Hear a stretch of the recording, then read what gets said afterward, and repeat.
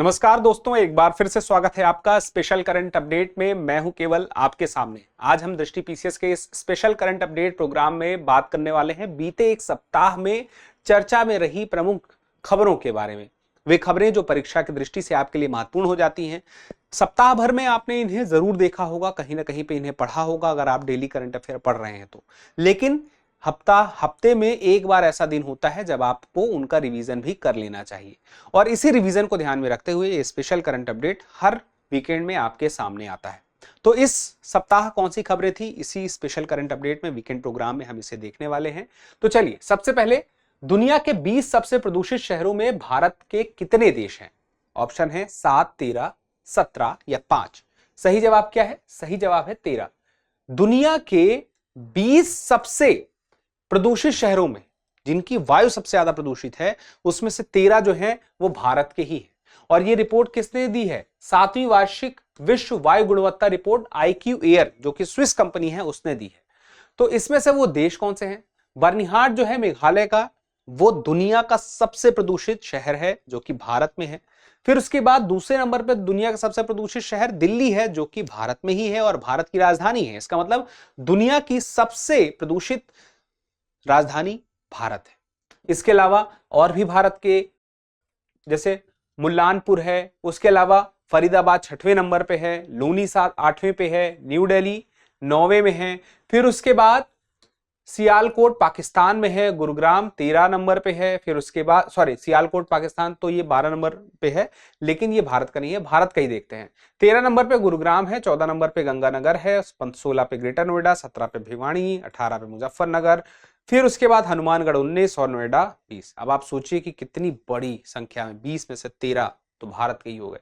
और उसके अलावा कुछ हमारे पड़ोसी देश पाकिस्तान और कुछ अन्य देश भी हैं।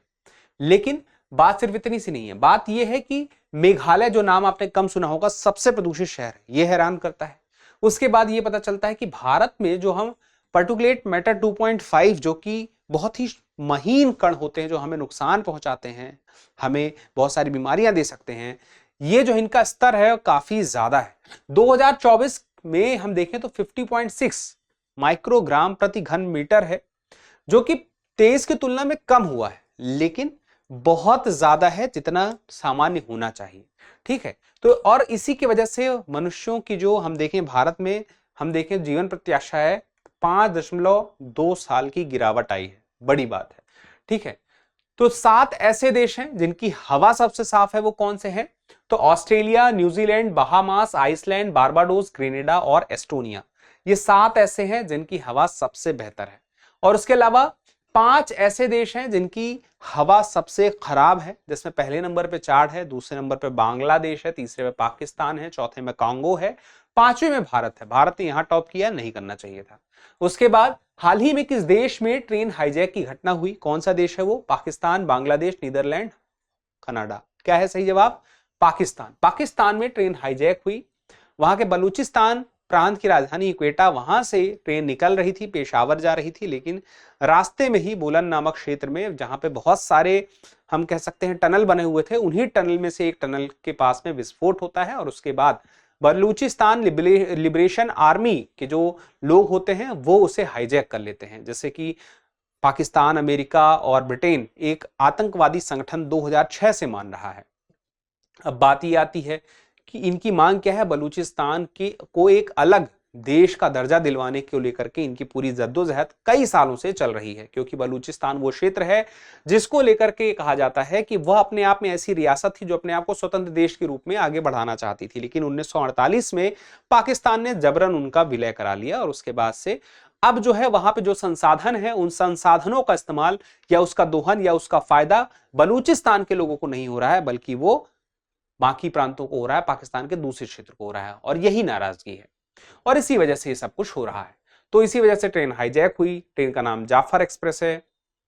कई सैनिक इसमें मारे गए, कई लोगों को बंधक बनाया गया।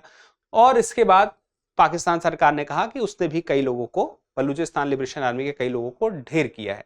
तो ये बलूचिस्तान में क्वेटा से निकली और ट्रेन ऐसे जाके पेशावर जाने वाली थी, लेकिन पहुंच नहीं पाई। पाकिस्तान में 4 प्रांत हैं, भारत का पड़ोसी है, अफगानिस्तान का भी पड़ोसी है, ईरान का भी पड़ोसी है, और एक तरफ से यह चाइना के साथ साठगांठ करके एक इकोनॉमिक कॉरिडोर भी बना रहा था, जो कि इसी बलूचिस्तान क्षेत्र के ग्वादर बंदरगाह तक आना चाहता था। इसको लेकर भी हमेशा बलूचिस्तान के लोगों के द्वारा विरोध किया गया, और बलूचिस्तान लिबरेशन आर्मी और बाकी जो यहाँ के संगठन हैं उन्होंने यहाँ पर हमला करने का भी कई बार प्रयास किया है। चलिए, अब बीएलए क्या है? उग्रवादी संगठन है, जिसको लेकर के पाकिस्तान ने बैन लगा दिया था, और 2019 में अमेरिका ने इसे वैश्विक आतंकवादी संगठन घोषित किया था। 2006 में ही पाकिस्तान ने बैन लगा दिया था। उसके अलावा देखा जाए तो मजीद ब्रिगेड इसी की एक यूनिट है, जो कि बड़े काम जो होते हैं, आत्मघाती हमले होते हैं, ये मजीद ब्रिगेड इसी बीएलए का एक कह सकते हैं यूनिट है जो काम करता है। ठीक है, अब उसके बाद बलूच विद्रोह के इतिहास के कारण वही थे जो मैंने आपसे कहा था, तेल, गैस, सोना, बहुत सारे संसाधन है, लेकिन इसका इस्तेमाल यहाँ के लोगों को नहीं हो पा रहा है, या उसका लाभ यहाँ के लोगों को नहीं मिल पा रहा है। फिर हाल ही में किस देश ने प्रधानमंत्री नरेंद्र मोदी को सर्वोच्च नागरिक सम्मान दिया? मॉरिशस, कतर, अमेरिका या फ्रांस? बताइए सही जवाब क्या होगा। सर्वोच्च नागरिक सम्मान अभी हाल ही में जिस देश ने दिया है उसका नाम है मॉरिशस। तो मॉरिशस ने किसे दिया है? भारत के प्रधानमंत्री को दिया है। तो यहाँ पे मॉरिशस है कहां पे ये पता चले, तो भारत से जब हम दक्षिण और उसके बाद थोड़ा पश्चिम में आएंगे तो यहाँ मॉरिशस दिखाई देगा। ये जो बड़ा सा द्वीप दिखाई दे रहा है, ये क्या है? मेडागास्कर है, द्वीपी देश है अफ्रीका का, और ये अफ्रीका मुख्य भूमि है। तो ये पूर्व की तरफ है, मेडागास्कर से पूर्व में है और अफ्रीका मुख्य भूमि से भी पूर्व में है। ठीक है, इंडियन ओशियन में है, और यहाँ पे ज्यादातर आबादी हिंदू आबादी रहती है। भारत के साथ इसका अलग संबंध है, और भारत के प्रधानमंत्री जब गए तो उनके भाषण में भी ये चीज झलक रही थी। ठीक है, चलिए, अब उसके बाद ये जब गए थे तो 57वां राष्ट्रीय दिवस था 12 मार्च को। उस दौरान इनका जाना हुआ 11 मार्च 2 दिन के लिए गए थे। जो इन्हें सम्मान मिला है उसका एक नाम है the grand commander of the order of the star and की ऑफ द इंडियन ओशन। तो ये इन्हें सम्मान मिला है। और मॉरिशस की बात यह है कि मॉरिशस को जब यूरोपी भारत आना चाहते थे और अफ्रीका घूम के वो भारत आते थे तो उन्हें रास्ते में मॉरिशस मिलता था। उस मॉरिशस का नाम भी इन्होंने मॉरिशस रखा, और साथ में इसे स्टार एंड की ऑफ द इंडियन ओशन कहा था। तो मॉरिशस की अपनी एक अलग पहचान है। इससे भी सवाल आ सकता है किसे स्टार एंड की ऑफ द इंडियन ओशन कहा जाता है? तो मॉरिशस को कहा जाता है। ठीक है, चलिए, तो मिनी इंडिया क्यों कहा जाता है? क्योंकि यहाँ पे बड़ी आबादी जो है, बहुसंख्यक जो है, ज्यादातर कौन है? हिंदू है। फिर उसके बाद सागर पहल का भी संबंध इससे जुड़ता है। 2015 में जब प्रधानमंत्री जी पिछली बार गए थे वहां पे, तो सागर पहल की घोषणा की थी। उस सागर पहल का मकसद ये था कि जितने भी हिंद महासागर में समुद्री सुरक्षा को बेहतर करने के लिए जो भी भारत के पड़ोसी देश हैं उससे भारत अपने संबंध बेहतर करेगा, उनका सहयोग करेगा। तो मॉरिशस के साथ भी सहयोग इस मामले में भारत करता ही रहा है, और मॉरिशस को हमेशा ही खास जैसे कि ट्रेनिंग हो गया या कुछ विशेष साधन हो गए उपलब्ध कराता रहा है। फिर उसके बाद वानुअतु किस महासागर में स्थित है? प्रशांत महासागर, हिंद महासागर, अटलांटिक महासागर, या इनमें से कोई नहीं? अब देखिए, वानुअतु किस महासागर में? वानुअतु क्यों चर्चा में है? क्योंकि यहां देश नागरिकता बेचता है। ये देश नागरिकता बेचता है, जिसको एक भारतीय ने खरीदने का प्रयास किया लेकिन उसे मिला नहीं। लेकिन ये आमतौर पर उन सभी लोगों को नागरिकता दे सकता है जो कहें कि हम यहाँ पे निवेश करेंगे। बहुत बड़ी रकम नहीं है, लगभग 1.25 करोड़ के आसपास है। तो वानुअतु इस वजह से ये चर्चा में था, और ये प्रशांत महासागर में है, ऑस्ट्रेलिया के पास में है। ये ऑस्ट्रेलिया है, ये वानुअतु है, और इसकी राजधानी है पोर्ट विला। ठीक है, तो खास बात यह है इस देश की कि यह देश जो है टैक्स हेवन देश माना जाता है, क्योंकि ये टैक्स वगैरह नहीं लेता है, तो लोगों को इसका फायदा मिलता है। इस वजह से लोग यहाँ की नागरिकता खरीदते भी हैं। चलिए, अब उसके बाद आप कोई जानकारी आपसे पूछना चाहे तो आप बता दीजिएगा। दक्षिणी प्रशांत में स्थित है, पोर्ट विला इसकी राजधानी है, 83 द्वीपों से बना है, टैक्स हेवन है, यहाँ पे कोई आयकर, पूंजीकर वगैरह नहीं लगता है। अब उसके बाद गोल्डन पासपोर्ट नागरिकता कार्यक्रम इसने शुरू किया था, जिसमें और भी कई देश हैं जो देते हैं, जैसे वानुअतु के अलावा ऑस्ट्रिया, माल्टा, डोमिनिका, लेकिन बाकी सब निवेश ज्यादा मात्रा में लेते हैं। और इसका कहना कि हमें बस इतना निवेश दे दो, 1.18 से 1.35 करोड़ रुपए, उतने में हम मान जाएंगे, आपको नागरिकता हम अपनी दे देंगे। ठीक है, चलिए, अब दुनिया का सबसे बड़ा हथियार आयातक देश कौन सा है? भारत है, यूक्रेन है, पाकिस्तान है, या रूस है? अभी सीप्री रिपोर्ट आई है। सीप्री रिपोर्ट में यह पता चला कि दुनिया का सबसे बड़ा हथियार आयातक देश है यूक्रेन, दूसरे नंबर पे है भारत। तो ये जो सीप्री रिपोर्ट है इसका फुल फॉर्म समझिए, Stockholm International Peace Research Institute. तो क्या है? ये इंस्टीट्यूट है, ये संस्था है। ये है कहां पर? ये स्वीडन में है, स्वीडन की राजधानी है स्टॉकहोम, और 1966 से इसका मुख्यालय कहाँ है? स्वीडन में ही है, स्टॉकहोम में है, और इसी नाम से ये पूरा का पूरा सीप्री शॉर्ट नेम बना है। अब बात आती है काम क्या करता है। युद्ध है, संघर्ष है, हथियार है, इनको लेकर के शोध कार्य करता है और आंकड़े मुहैया कराता है। ठीक है, तो अब क्या है, इसने बताया है कि 2020 से 24 तक की स्थिति में 5 सालों में यूक्रेन सबसे बड़ा दुनिया में आयातक बना है, पहले नंबर पे है। और ये सबसे ज्यादा हथियार कहां से ले रहा है? पहले नंबर पे तो अमेरिका से ले रहा है, उसके अलावा यूरोपीय देशों से, जर्मनी से और पोलैंड से ले रहा है। ये 3 प्रमुख आपूर्तिकर्ता हैं जो यूक्रेन को हथियार दे रहे हैं। फिर उसके बाद 2015 से 19 की तुलना में 20-24 में यूक्रेन ने 6,633% की वृद्धि की है, क्योंकि रूस के साथ जैसे युद्ध में संलग्न हुआ तो उसको हथियारों की आवश्यकता काफी ज्यादा मात्रा में हो गई, इसी वजह से यह दिखाई देता है। दूसरे नंबर पर भारत है। हालांकि भारत ने अपने आयात में कमी की है 9.3% की पहले की तुलना में, लेकिन उसके बावजूद उसका आयात इतना है कि अभी भी वह दूसरे नंबर पे है।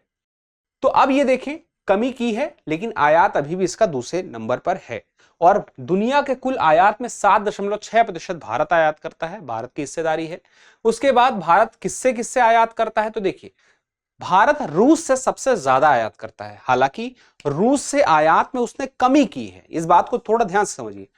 जैसे रूस से उसने कहा कि हम अगर इतना लेते थे तो हम इतना लेंगे, अभी इतना भी जो ले रहा है वो भी बाकी देशों की तुलना में सबसे ज्यादा, यानी कि सबसे ज्यादा आयात अभी भी किससे कर रहा है?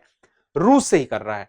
उसके बाद देखें तो फ्रांस से कर रहा है, फ्रांस से अपना आयात बढ़ाया है उसने, लेकिन अभी भी रूस से ज्यादा आयात वो नहीं कर रहा है।